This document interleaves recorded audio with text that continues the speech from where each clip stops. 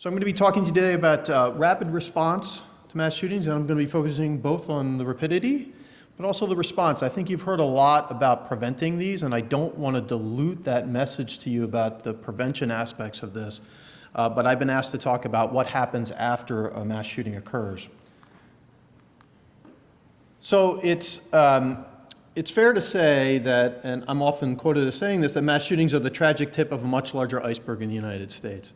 And I'm giving this to you not to dilute or to somehow take away from these tragedies, but to tell you that there is a much larger group of day-to-day shootings that happen in the United States. And for purposes of response, we learn a great deal and have learned a great deal from this much larger group, including the homicide and assaultive shootings that happen on the scale of about 150 people per day are affected by these in the United States with firearms.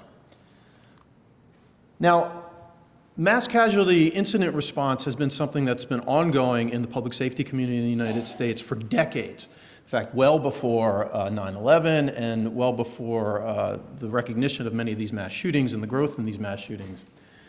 When a mass casualty incident happens, public safety providers are asked to basically to triage, and triage just simply means to sort the patients into four categories, and obviously we are trying to keep people out of the black category at the top. Folks in the green category, both of those categories are out of system. We are most concerned in our response about the critical and the seriously injured individuals in those categories and getting them to the right care, and that in this case is the hospital, which you can see moving across, and our hope here is that the down arrows will be much bigger than the up arrows in this particular flow chart. But that hospital really, after, again, decades of research on the difference between any hospital and specialty hospitals, as you know, called trauma centers, the time and the triage to trauma center hospitals, which may not always be the nearest hospital, is very, very important to understand the value in this. And research that was done now over a decade ago at Johns Hopkins that was published in the New England Journal is showing and showed, and we have research that continues to show this, that severely injured patients, people who are injured particularly with firearms, have a much higher chance of surviving if they get to a trauma center hospital that is equipped with special providers who are ready as a team to take them in and treat them in the best possible way. And their probability of survival goes up by a very significant amount if they get to that trauma center hospital. Now we have work that I and others have done. About 15% of the hospitals in the United States are trauma center hospitals. Level 1 and 2 trauma centers, the top levels, and about 85% of US residents can get to a trauma center in an hour. So that's good news. That still leaves 50 million Americans outside of that ballpark, by the way. However, 85% of the United States can get to a trauma center within an hour, and as you can see from this map, most of those folks are in big cities. And so there's some real opportunity here to begin to think about use of our medical system and our top level portion of the medical system, our trauma centers, for mass shootings. And now I'll get to the rapidity part. Now, I haven't really touched on this for some time, but I would often say that time is medicine. So the faster someone can get to care in a hospital and a trauma center, the higher their probability of survival. The medical community often refers to trauma, severe trauma, and firearm injury as an aspect of severe trauma as a, quote, surgical disease. That is, much cannot be done to save a life without an operating room and a surgeon. Yeah? So there's very little you can do in the field other than transporting as quickly as possible. So the faster someone who has been severely shot gets to the right hospital operating room, the better. And there are some less common but effective rapid responses strategies to mass shootings that may be important at this point, new opportunities that might save lives. So again, time equals medicine. One of these is rapid bystander response. This is it's a campaign that has mostly been known as the Stop the Bleed campaign to save a life. This has been sponsored by the American College of Surgeons and is also supported by FEMA in DHS, as well as the Assistant Secretary for Preparedness and Response in the Department of Health and Human Services. The Stop the Bleed campaign's tagline is, "You are the help until help arrives." And basically, it's saying that it trains bystanders, average citizens, to call 911, stay safe, keep themselves safe, provide comfort to an individual, and then to control bleeding in very basic aspects, basic approaches to that. It is promising. To be frank with you, it hasn't been around long enough to really study it, but what little studies have been done on the Stop the Bleed campaign are showing that it does improve people's self-efficacy and their empowerment to actually step in and do something. But I will say that colleagues, particularly at Teachers College at Columbia and we've been talking about this a little bit more, and we do have concerns about its rollout, particularly for young children in schools. But that doesn't erode the usefulness of this overall for adults and others to particularly to participate in these Stop the Bleed campaigns. Now, the other thing that I want to talk about is rapid police response. And this is a little bit of a follow-up to what the chief was talking about. This is something that, in fact, few cities do. And I want to just show you, this is from a body camera in the city of Philadelphia, if we can get it to run.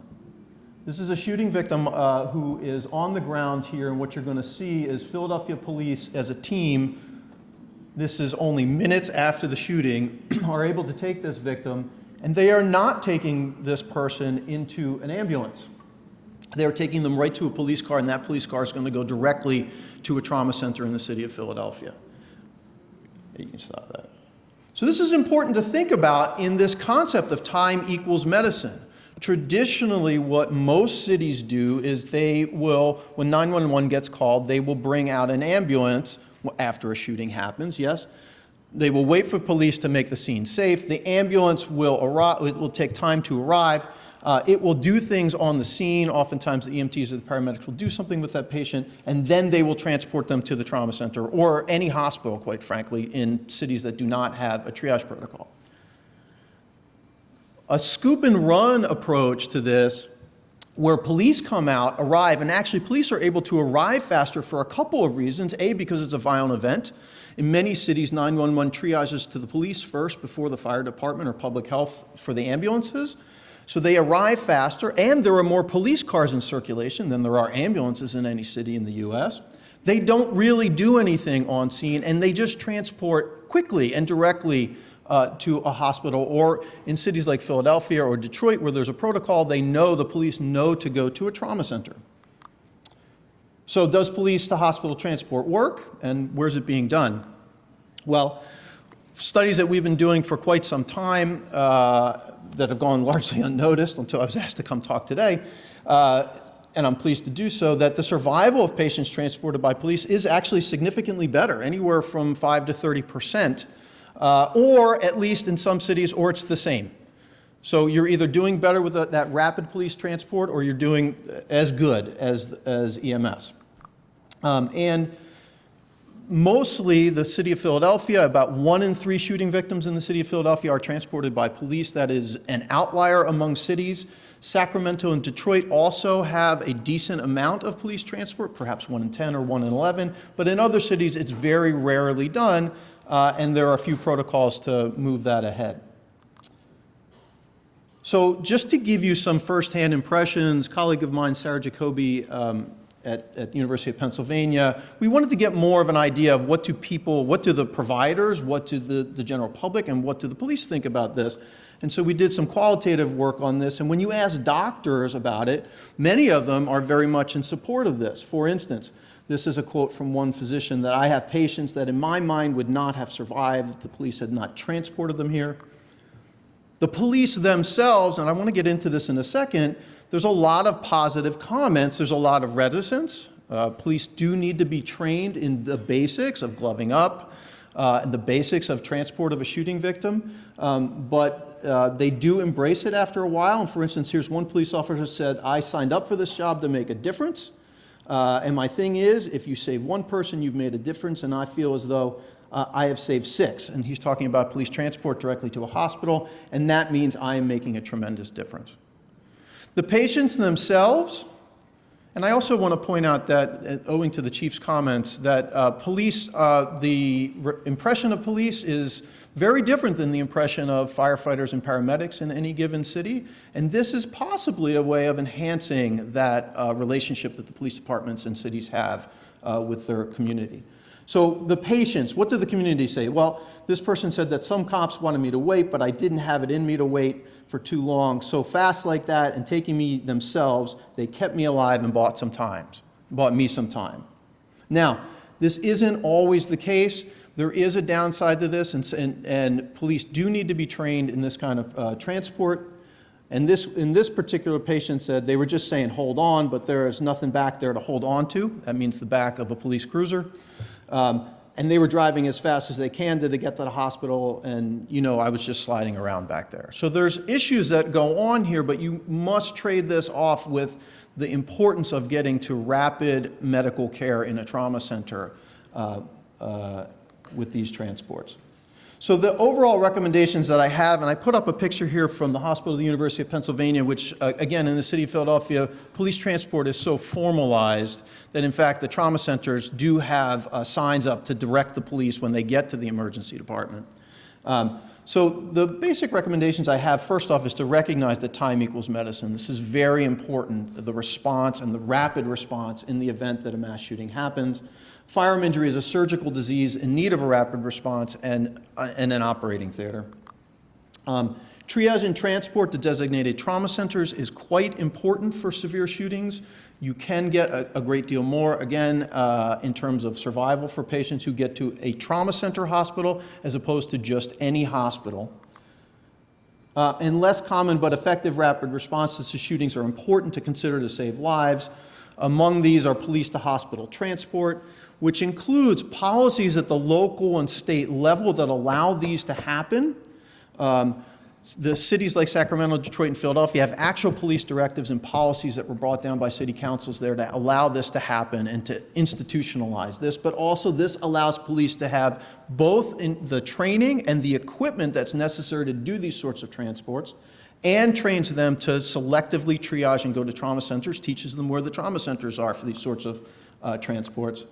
And then finally, I do think we need to support other things like Stop the Bleed in age-appropriate ways with more resources and indeed more research to learn the implications of this sort of thing. Thank you.